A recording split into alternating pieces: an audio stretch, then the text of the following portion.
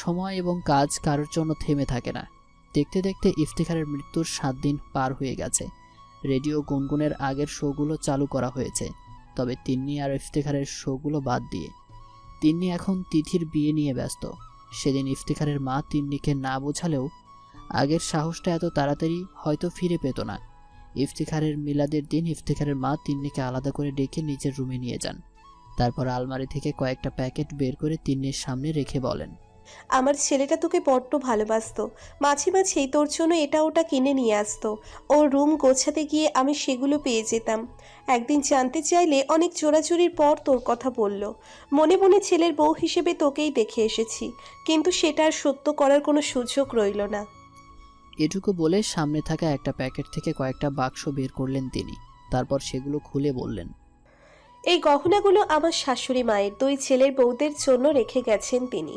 এগুলো ইফতির বউয়ের জন্য। আমি তোকেই সব সময় ওর বউ হিসেবে দেখেছি, সেও সেটাই চাইতো। এগুলো সব তোকে নিতে হবে, এর বোঝা বইবার ক্ষমতা আমার নেই। আমার কি আছে আন্টি? আছে, তুই সব পারিস। তোর মতো সহ্য ক্ষমতা আর মনের জোর আর কারো নেই। ইফতি ভাইকে কোনোদিনও ওইভাবে ভাবিনি, এটা সত্যি। কিন্তু সে আমার কাছে কি ছিল তা আমি জানি। আব্বার মৃত্যুর পর যেখানে সবার থেকে নিজের আসল সত্তা আড়াল করে রেখেছি, সেখানে একমাত্র ইফতি ভাইয়ের কাছে কোনো আড়াল ছিল না। আমার রাগ, আমার কষ্ট, আমার কান্না নির্দ্বিধায় তার সাথে শেয়ার করেছি আমি। বিশ্বাস করো, তার জীবনের বিনিময়ে আল্লাহ যদি আমার জীবন চাইতো, আমি তাই দিতাম। তোর উপর অনেক দায়িত্ব মা। ইফতির স্বপ্নও তোর ভরসায় রেখে গেছে। সামনে তিথির বিয়ে, এখনই ভেঙে পড়িস না। ভেঙে পড়ার সময় আমাদের।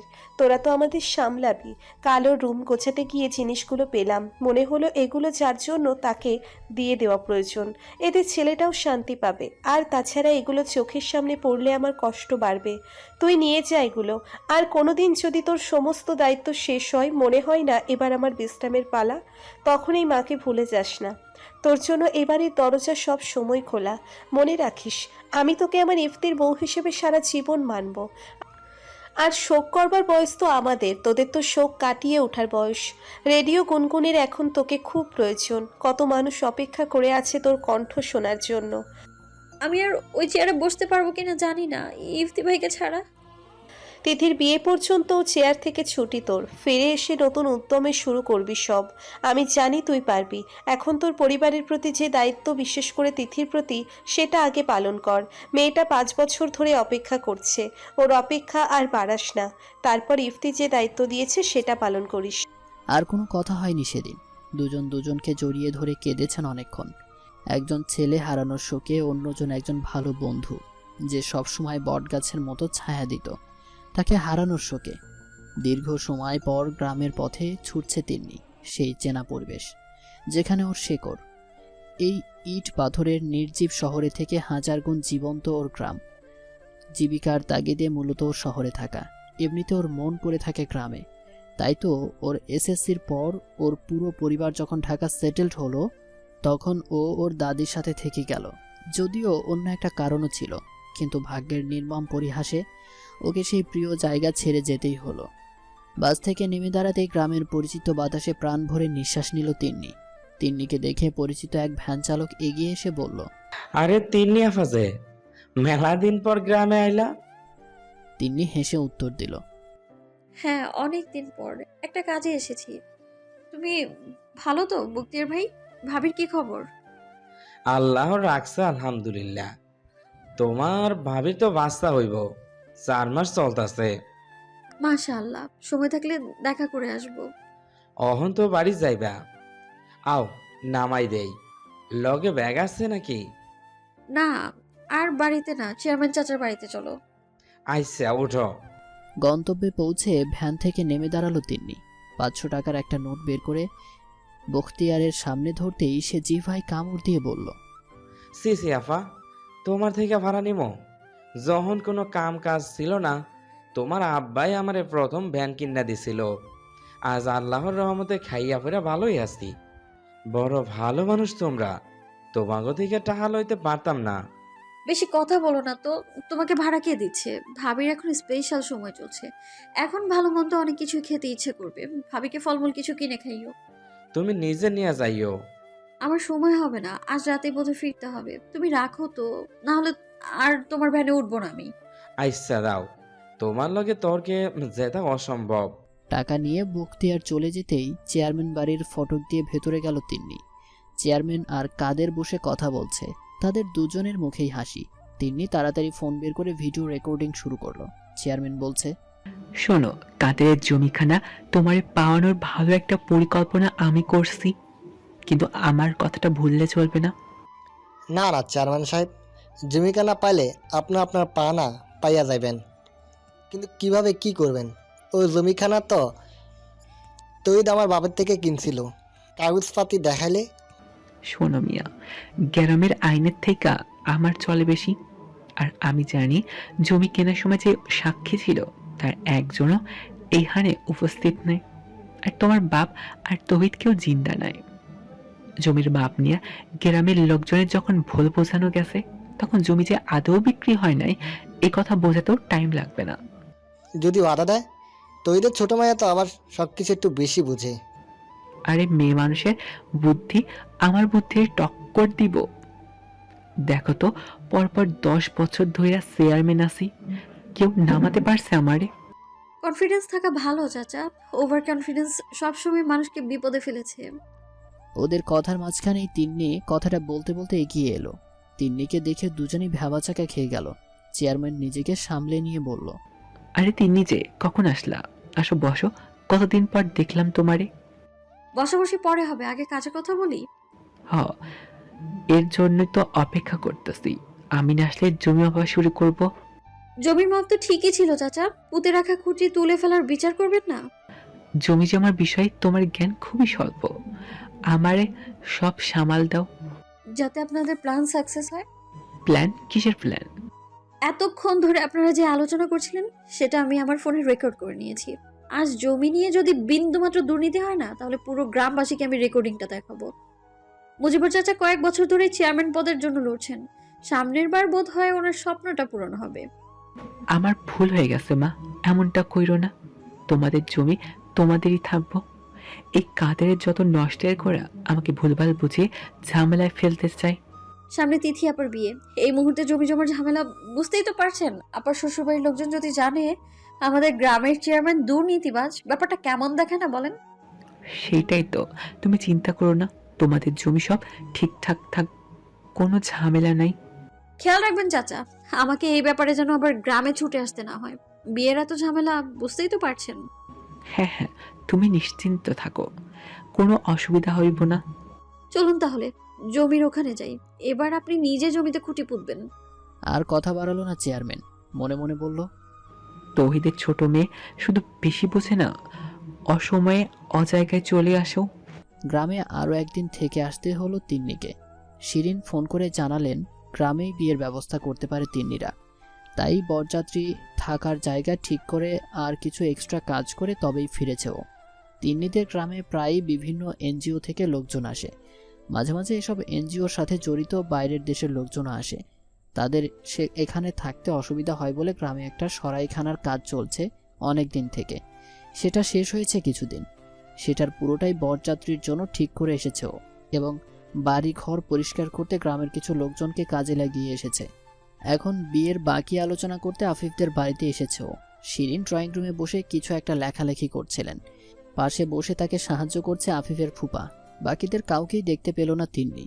ও এগিয়ে এসে সালাম দিতেই শিরিন ওর দিকে তাকিয়ে সালামের উত্তর দিয়ে বলল, তোমার অপেক্ষাই করছিলাম, বসো। তিন্নি বসতে বসতে বলল, কাউকে দেখছি না যে, বিয়ে বাড়ি তো বিয়ে বাড়ি লাগছে না। সব বেরিয়েছে শপিংয়ে।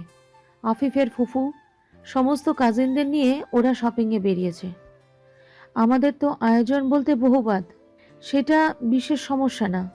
সমস্যা হলো হল বুক করলেই কাজ অর্ধেক শেষ। এখন বসে গেস্ট লিস্ট করছি। তোমার জন্য একটা লিস্ট করছি। কিসের লিস্ট? বরযাত্রীতে কারা কারা যাবে, কবে কবে যাবে, এই আর কি। তাহলে তো আমার খুব সুবিধা হবে। তোমরা কবে যাবে বলে ঠিক করেছো? 15 তারিখ। ও, লিস্টে লেখা আছে যদিও, তবুও সংক্ষেপে তোমাকে আমি বলি। আমাদের ইয়ং জেনারেশন মানে আফিফের আবিদের কাজিন বন্ধুরা আগে আগে পৌঁছে যাবে। আর হলুদের আগের দিন মুরব্বি যারা আছে তারা। আফিফকে ভেবেছিলাম মুরব্বিদের সাথে পাঠাই, কিন্তু আমার ছেলেটার সেটা শুনল না। আমিও ভাবলাম 5 বছরের প্রেম সংসারের মতোই হয়ে গেছে, এখন আটকে লাভ কি? সবাই একটু আনন্দ করবে। তোমার দায়িত্ব কিন্তু বেড়ে গেল। এক ঝাঁক দড়ি ছাড়া খেপা সার পাঠাচ্ছি, সামলে নিও। চিন্তা করবেন না আন্টি। চিন্তা করছি না তো, এটা তো ফর্মালিটির জন্য বললাম। আমি জানি তুমি সামলে নিতে পারবে। বিয়ের বাদবাকি বিষয় নিয়ে দীর্ঘ আলোচনার পর বেরিয়ে এলো তিন্নি। এখনও বিয়ের একগাদা শপিং বাকি, গেস্ট লিস্ট করতে হবে। তবে তার আগে একবার ব্যাংকে যেতে হবে। বিয়ের সমস্ত শপিং শেষ করে তিন্নিরা গ্রামে এসেছে আজ 5 দিন। আপাতত কাছের মেহমানরা আসতে শুরু করেছে। বিয়েবাড়িতে হাজারটা কাজ, সব কিছুর তদারকি করছে তিন্নি। তিন্নিদের সাথে গ্রামে এসেছে ওর বড় ফুপারা, ওদের কাজিনরাও সব চলে এসেছে। তবে রৌনক এখনো আসেনি, তার আসতে একটু দেরি হবে।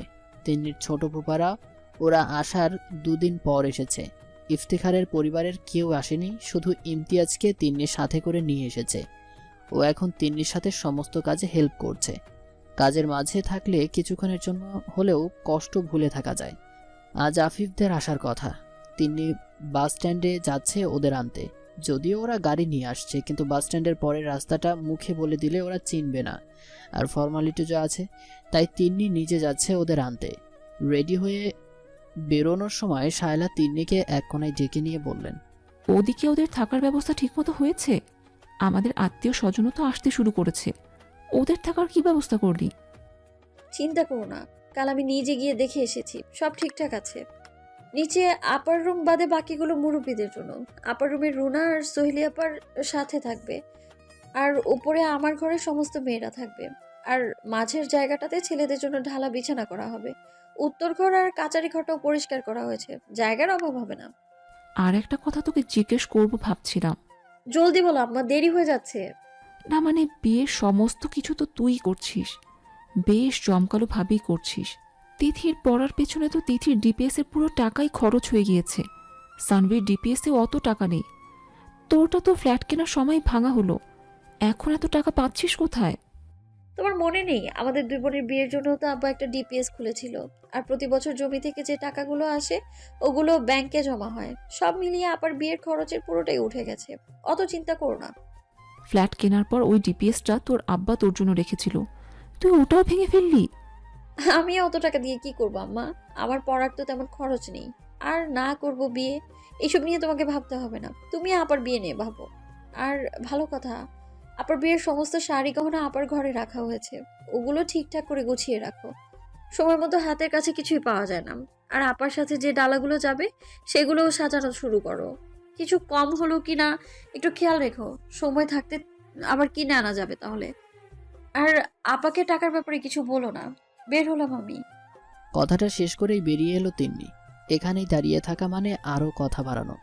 এই মুহূর্তে তা একদম উচিত হবে না। বাস স্ট্যান্ডে মোট 7টা বড় গাড়ি দাঁড়িয়ে আছে। প্রথম গাড়িটা থেকে আবিদ নেমে দাঁড়িয়ে আছে, যাতে তিন্নি এলেও সবার আগে দেখতে পারে। কিছুক্ষণ এদিক সেদিক পায়চারি করে আফিফকে এসে বলল, তোমার শালিকাকে ফোন করে জিজ্ঞেস করো তো কতক্ষণ লাগবে আসতে।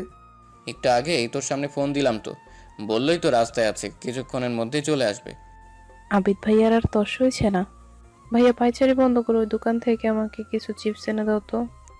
কথাটা বলল আবিদের ফুফাতো বোন মৌমি। আবিদ ওকে এক ধমক দিয়ে বলল, গাড়িতে তো সবসময় খাওয়ার উপরেই থাকলি, এখন আবার চিপস কেন? চুপচাপ বসে থাক। আফিফ বলল, আরে যা তো কিনে আন, আমরা সবাই খাবো, সময় কেটে যাবে। আর চিপস কিনতে কিনতে দেখবি তিন্নিও চলে এসেছে। আফিফের কথা শেষ হতেই মৌমি গাড়ি থেকে নেমে দাঁড়ালো। তারপর আবিদের হাত টানতে টানতে দোকানে নিয়ে গেল। অতপর আবিদকে চিপস কিনতেই হলো। কেনা শেষ করে আবারও ফিরে এলো ওরা। ততক্ষণে তিন্নিকে দেখা গেল ভ্যান থেকে নামছে। ভাড়া মিটিয়ে ওদের দিকে এগিয়ে এলো তিন্নি।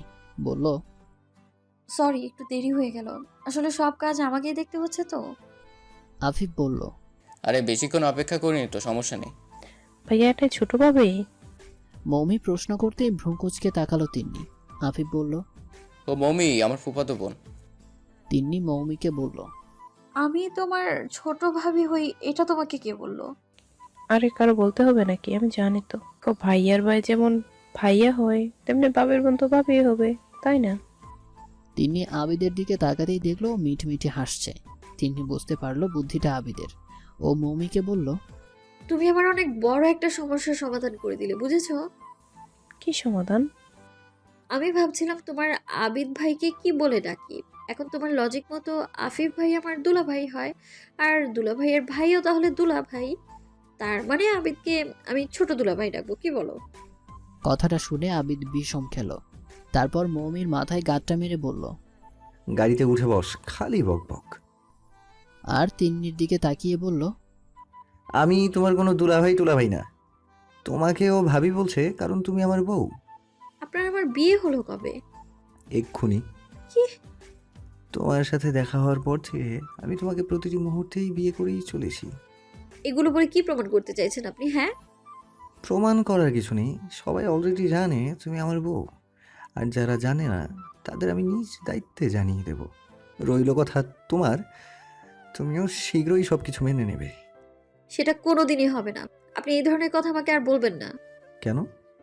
এই ধরনের কথা বললে তুমি নিজেকে সামলাতে পারো না? আমাকে ভালোবাসতে ইচ্ছে করে? মোটেও না, এসব বলে কোনো লাভ নেই, বৃথা চেষ্টা। আচ্ছা, আমাকে আমার বৃথা চেষ্টা করতে দাও। তোমার বোনের বিয়ে শেষ হতে হতেই তুমি আমার প্রেমে হাবুডুবু খাবে। কনফিডেন্স থাকা ভালো, কিন্তু ওভার কনফিডেন্স জিনিসটা ভালো না। চ্যালেঞ্জ? কিসের চ্যালেঞ্জ? বিয়ে শেষ হওয়া পর্যন্ত যদি তোমাকে আমার প্রেমে ফেলতে না পারি, তাহলে ভবিষ্যতে আর কোনোদিন তোমাকে আমি বিরক্ত করব না। সত্যি? এরা সবাই সাক্ষী থাকলো, সবার সামনে কথা দিচ্ছি। ওকে, এখন চলুন যাওয়া যাক। তিন্নি গাড়িতে ড্রাইভারের পাশের সিটে বসলো। আবিদ ড্রাইভারকে পেছনের গাড়িতে পাঠিয়ে দিয়ে নিজের ড্রাইভিং সিটে উঠে বসলো। আফিফ গাড়িতে থাকা সবার সাথে তিন্নির পরিচয় করিয়ে দিল। যেতে যেতে তিন্নি বলল, বিয়ের ডেকোরেশন অথবা অনুষ্ঠান নিয়ে আপনাদের কোনো ফরমাইশ আছে? থাকলে আমাকে আগে থেকে জানিয়ে দিন। আমি মোটামুটি একটা প্ল্যানিং করে ফেলেছি। আফিফের এক কাজিন রাফি বলল। আফিফ হেসে বলল, তুই বোধহয় জানিস না তিনি ইভেন্ট ম্যানেজমেন্ট নিয়ে পড়াশোনা করছে। ওর প্ল্যানিং কোনো প্রফেশনাল থেকে কম হবে না। তিন্নি বলল, আসলে বিষয়টা সেরকম না। প্রফেশনাল কাউকে নিলে ভালো হতো, কিন্তু নিজের মনে করে তারা কাজটা করতো না। আর গ্রামের অনেকেই এই বিয়েতে কাজ করছে, তাদের কাউকে কাজ দেওয়াটাও যেত না। তাই আমিই সবকিছু দেখছি। আশা করি আপনাদের নিরাশ করব না। তুমি কি ভাবলে সেটা বলো।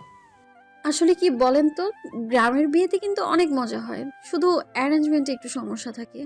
আর আজকাল শহরের বিয়েগুলো সব কেমন যেন নাটকীয়। তবে অ্যারেঞ্জমেন্টটা ভালো থাকে। আমি দুটোর পজিটিভ জিনিসগুলো মিলিয়ে কিছু ভাবছি। ভালো, তোমার মতো এগোয়। তবে তুমি একা সব কিছু করবে এটা কেমন দেখাবে? আফটার অল বিয়েটা আমার আর তিথির দুজনের। তোমার একটা অ্যাসিস্ট্যান্ট প্রয়োজন। আবিদকে নিয়ে নাও, আজ থেকে বিয়ে পর্যন্ত ও তোমার অ্যাসিস্ট্যান্ট। আরে না, তার কোনো প্রয়োজন নেই। আপনাদের যেখানে থাকার ব্যবস্থা করা হয়েছে সেটা আমাদের বাড়ি থেকে কিছুটা দূরে। বিয়ের কাজ করতে করতে রাত অনেক হয়ে যাবে, আবার ভোরে ভোরে শুরুও করতে হবে। বারবার আসা যাওয়া কষ্ট করতো। এই সমস্যারও সমাধান আছে। ও তোমাদের ওখানে থাকলো। ওখানে তো সবাই নিচে বিছানা করে একসাথে ঘুমাবে, এক্সট্রা রুমের তো ব্যবস্থা নেই। সমস্যা নেই, আবিদ ওদের সাথে ঘুমাবে। কি রে আবিদ, পারবি না? আবিদ মাথা নাড়ল। তিন্নি তাও আপত্তি করলো। আফিফ বলল, ও সমস্যা না থাকলে তোমার অসুবিধা কোথায়? আবিদ বলল, বুঝলি না ভাইয়া, আমাকে সবসময় সামনে দেখলে ও আমার প্রতি দুর্বল হয়ে পড়বে না। কথায় কাজ হলো। তিন্নি আর আপত্তি করলো না। আফিফদের সবাইকে নির্দিষ্ট জায়গায় পৌঁছে দিয়ে আবিদকে নিয়ে বাড়িতে এলো তিন্নি। বাড়ি ফিরে সবার আগে আফিফদের খাবার ব্যবস্থা করে সেখানে পাঠিয়ে দিল। তারপর শায়লাকে ডেকে আবিদকে খাবার দিতে বলে বিয়ের কাজে বেরিয়ে গেল। তিথি আবিদকে দেখে নিজের রুম থেকে বের হলো। আবিদ বলল, কি খবর ভাবি? খবর ভালো, খালি একটু বোরিং লাগে।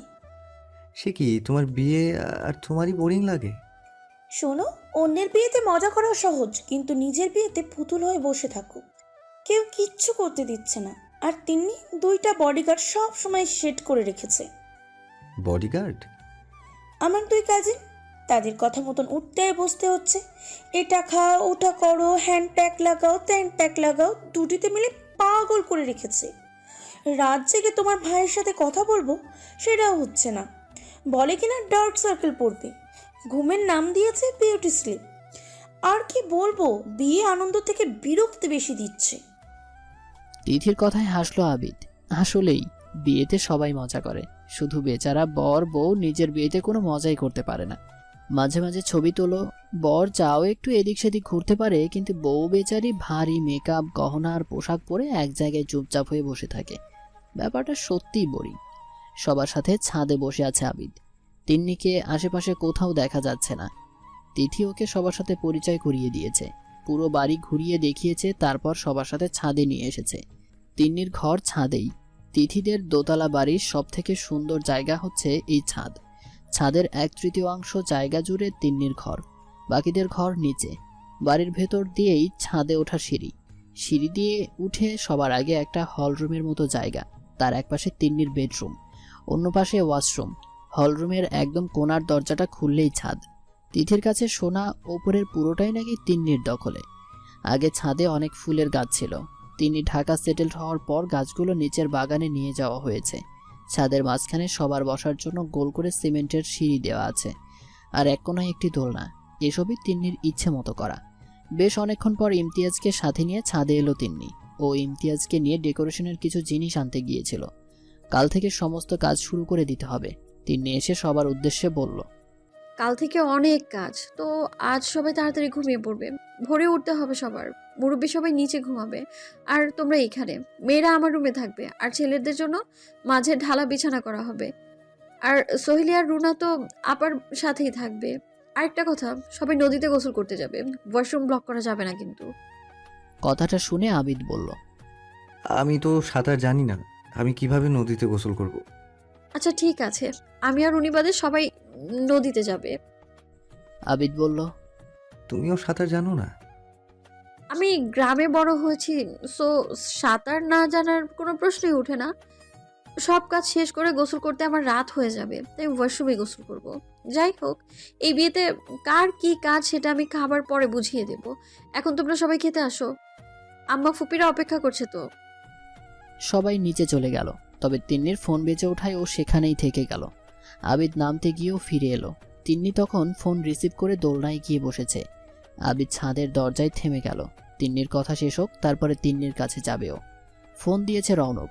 তিন্নি ফোন রিসিভ করেই বলল, তুমি বললে বিয়ে ডেট আগে থেকে জানিয়ে দিস, ছুটি নিয়ে নিব। এই তোমার ছুটির নমুনা?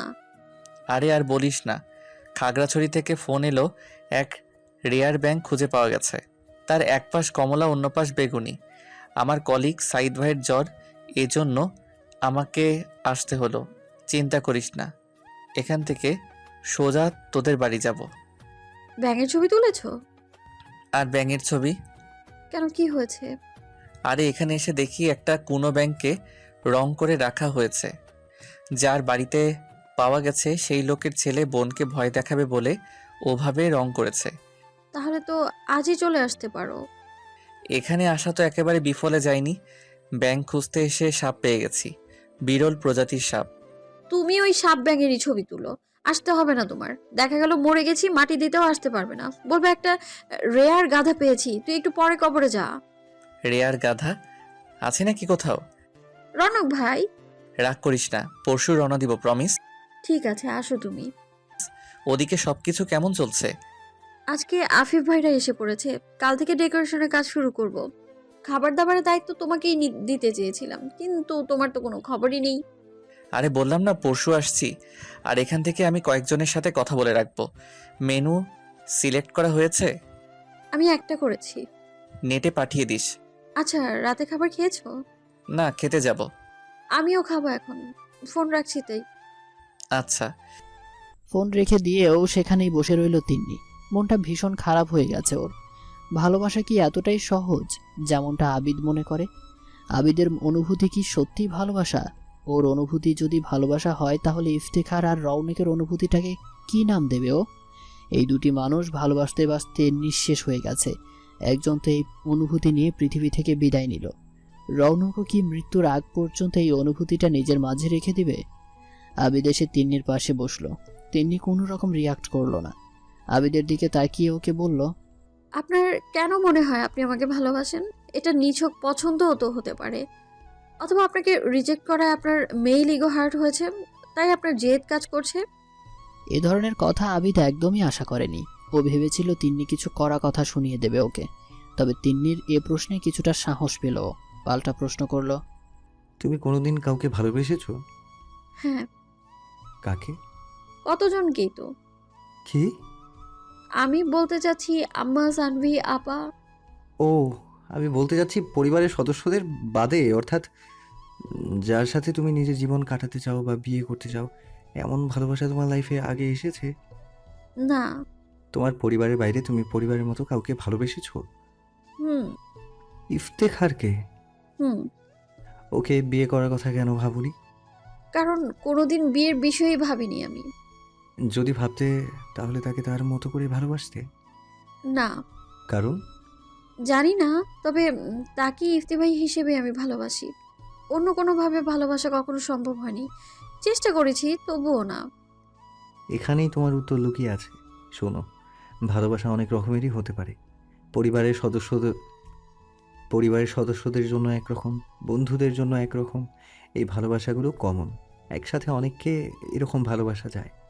কিন্তু কিছু ভালোবাসা থাকে স্পেসিফিক একজনের জন্যই, যা শত চেষ্টা করেও একজনের বেশি কাউকে দেয়া যায় না, যেটা প্ল্যান করে আমাদের জীবনে আসে না। হুট করে কাউকে দেখে অথবা তার কোনো চিহ্ন, এমনকি তার নাম শুনেও এমন একটা ফিলিংস আসে, মনে হয় সে আমাদের অনেক চেনা। কোনো একটা অদৃশ্য টান অনুভব হয় তার প্রতি। প্রতিটি মুহূর্তে, যে কোনো সিচুয়েশনে শুধু তাকেই মনে পড়ে। সে জীবনে আসুক বা না আসুক, তার প্রতি ভালোবাসা সারা জীবন থাকে। নিজের ক্ষতি করেও আমরা তার ভালো করতে চাই। আপনি বলতে চাইছেন আপনি আমাকে সেভাবেই ভালোবাসেন? আমার লাইফে অনেক মেয়েরাই আসতে চেয়েছে, তাদের মধ্যে অনেককে আমার পছন্দও হয়েছে, কিন্তু কাউকেই সারা জীবন পাশে রাখার মতো টেন্ডেন্সি আমার ছিল না। তোমার সাথে আমার প্রথম দেখার কথাটা মনে করো তো। ওই সিচুয়েশনে তোমার প্রেমে পড়ার কোনো কারণ আমার ছিল না। আমি আমার ক্যারেক্টার জানি। একটা মেয়ে আমাকে কথা শোনাচ্ছে, আর আমি তাকে কোনো পাল্টা উত্তর না দিয়ে এমনি চলে যেতে দেব? আপনি বুঝতে পারছেন যে আমি আপনাকে বিয়ে করব না, তবুও আপনি আমার পিছু ছাড়ছেন না কেন? এটাকে আপনি ভালোবাসা বলছেন? তুমি যদি অন্য কাউকে ভালোবাসতে, তাহলে আমি কোনো দিনই তোমার রাস্তায় আসতাম না। কিন্তু এখন আমার একটা সুযোগ আছে তোমার মন পরিবর্তন করার। আমি আপনাকে রেজাল্ট অলরেডি বলে দিয়েছি, শুধু শুধু চেষ্টা করছেন আপনি। এতে আপনার কষ্ট বাড়বে। আমার কষ্ট বাড়বে বলে তোমার কষ্ট হচ্ছে? কিছু বলল না তিন্নি। ওর সব কিছু কেমন গোলমেলে লাগছে। ও বুঝতে পেরেছে আবিদের প্রতি ওর একটা উইকনেস তৈরি হয়েছে, যেটা ও কারোর প্রতি অনুভব করেনি। কিন্তু সেটা ভালোবাসা কিনা সেটা ও জানতে চায় না। আবিদের কষ্ট হলে ওর খারাপ লাগবে কিনা এর উত্তরটাও ও অ্যাকসেপ্ট করতে চায় না। তাই কিছু না বলে সেখান থেকে চলে এলো। বেশ ভোরে ঘুম ভেঙে গেল তিন্নির। সূর্য তখনও উঠতে পারেনি। আকাশ ফর্সা হতে শুরু করেছে। পাখিদের কিচিরমিচির শব্দ শোনা যাচ্ছে। তিন্নি উঠে পড়ল। রুমে উপস্থিত সবাই মরার মতো ঘুমাচ্ছে। সবাইকে টপকে সাবধানে রুমের দরজা খুলল তিন্নি। দরজা খুলেই ও সর্বপ্রথম আবিদকে দেখতে পেল। দরজা বরাবর বিছানা করে ঘুমিয়েছে। তিন্নি সেখানে বসে পড়ল। আবিদের ঘুমন্ত মুখটা খুঁটিয়ে খুঁটিয়ে দেখল ও। ঘুমালে মানুষকে সুন্দর লাগে কিনা জানে না তিন্নি, তবে নিষ্পাপ লাগে। দুনিয়ার সমস্ত চিন্তা ভাবনা থেকে সাময়িক কিছুক্ষণ মুক্তি, একটা শান্তির ঘুম মানুষের চোখে মুখে ফুটে ওঠে, যেমনটা আবিদের মুখে ফুটে উঠেছে। হঠাৎ করেই আবিদের ঠোঁট ঘুমের মধ্যেই কিছুটা প্রসারিত হয়ে উঠল। তিন্নি নীরবে হাসল কিছুক্ষণ। ওকে সারাদিন জ্বালিয়ে আবিদ এখানে শান্তিতে শুধু ঘুমাচ্ছেই না, বরং হাসছেও। তিন্নি উঠে পড়ল। এখানে আরেকটু সময় থাকলে নিশ্চিত ও আবিদের প্রেমে পড়ে যাবে, নাকি ইতিমধ্যেই ও প্রেমে পড়ে গেছে কে জানে। তবে আবিদের জন্য ওর মনে একটা দুর্বলতা তৈরি হয়েছে, যা অন্য কারোর জন্য কোনোদিন তৈরি হয়নি। কি অদ্ভুত না? ওর কাছে প্রেমে না পড়ার হাজারটা কারণ আছে, আর পড়ার একটাও কারণ নেই, কিন্তু তবুও ওর মন চাইছে আবিদের প্রেমে পড়তে। যাই হোক, তিন্নির অসম্ভব নিয়ন্ত্রণ ক্ষমতা আছে। ওর মন ওকে কখনোই নিয়ন্ত্রণ করতে পারবে না, বরং ও ওর মনকে নিজের নিয়ন্ত্রণে রাখবে। অনেক সকাল থেকেই ডেকোরেশনের কাজে ব্যস্ত তিন্নি। প্রতিটি খুঁটিনাটি বিষয় নজরে রাখছে সে। বাকিদেরও যার যার কাজে লাগিয়ে দিয়েছে। এখন সকাল 10টা বাজে। শায়লা সবাইকে খেতে ডাকলেন। কাজ করতে করতে সবারই ক্ষুধা পেয়ে গেছে, তাই শায়লা ডাকতেই সবাই খেতে চলে এলো। তিন্নি তখনও কাজে ব্যস্ত। আবিদ ওকে ডাকলে ও বলল, আমি খেয়ে নিব পরে, আপনি যান। আচ্ছা, পরে একসাথে খাবো। আমার দেরি হবে, অনেকক্ষণ কাজ করেছেন, এবার কিছু খেয়ে আসুন। তুমিও অনেকক্ষণ ধরে কাজ করছো। আমার অভ্যেস আছে, আপনি কাইন্ডলি গিয়ে খেয়ে আসুন তো। শায়লা আবিদকে আবারও ডাকলেন। তারপর বললেন, ও হাতের কাজ শেষ না করে আসবে না, তুমি এসো তো। আবিদ তিন্নিকে আর কিছু না বলে ভেতরে চলে গেল। শায়লা খাবার বাড়তে বাড়তে বললেন, আমার এই মেয়েটা হয়েছে একদম ওর বাবার মতো, কাজ পাগলা। কাজের চাপে নিজেকেই ভুলে যায়, দিন দিন বোধহয় রোবট হয়ে যাচ্ছে, কিছু বলতেও পারি না। আন্টি, ওর খাবারটাও আমার প্লেটে দিয়ে দিন। শায়লা মুচকি হেসে আরও দুটো পরোটা আর মাংসের ঝোল প্লেটে বেড়ে আবিদের হাতে দিলেন। তিন্নি লাইটিংয়ের জন্য একজন ইলেকট্রিশিয়ানকে কোথায় কোথায় ওয়্যারিং করতে হবে তা দেখিয়ে দিচ্ছে। আবিদ পরোটা ছিঁড়ে সেটা তিন্নির মুখে ঢুকিয়ে দিল। তিন্নি গোল গোল চোখ করে আবিদের দিকে তাকাতেই আবিদ বলল, তোমার কাজে আমি কোনো বাধা দিচ্ছি না, অতএব তুমিও আমার কাজে কোনো বাধা দিবে না। সকাল থেকে আমাদের সবার থেকে বেশি কাজ করেছো তুমি। শুধু নিজের কাজই না, সাথে অন্যদের কাজেরও তদারকি করেছো। কাজ করতে তো একটা শক্তির প্রয়োজন, না খেলে সেটা আসবে কোথা থেকে? তুমি যদি এখন অসুস্থ হয়ে পড়ো তাহলে তো বিয়েটাই আটকে যাবে। আপনি বড্ড বেশি কথা বলছেন। আর তুমি একদমই কথা শোনো না। এবার নাও, হাঁ করো। আপনি রাখুন, আমি খেয়ে নিব। আমি দিচ্ছি, খেয়ে নাও। নাকি আমার হাতে খেলে তুমি আমাকে ভালোবেসে ফেলবে? আপনি শুধু কথাই বেশি বলেন না, বেশি ভাবেনও। নিন দিন। বলেই হাঁ করলো তিন্নি। আবিদ হাসি মুখে খাবার তুলে দিল ওর মুখে।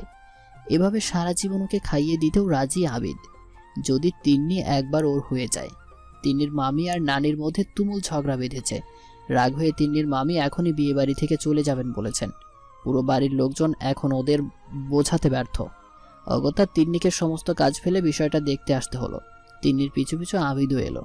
তিনি সবাইকে রুম থেকে বের করে দিয়ে ওর মামি আর নানিকে বলল, তোমরা কি শুরু করেছো বলো তো? বিয়ে বাড়িতে হাজারটা কাজ, এর মাঝে তোমাদের ঝামেলা না বাঁধালে কি চলছিল না? তিন্নির মামি বলল। অমনি ওর নানি চেঁচিয়ে বলল। তিন্নি বলল, নানি চুপ করো, মামি ভুল করলে বোঝাও তাকে, রাগ করো কিন্তু গালি কেন দাও?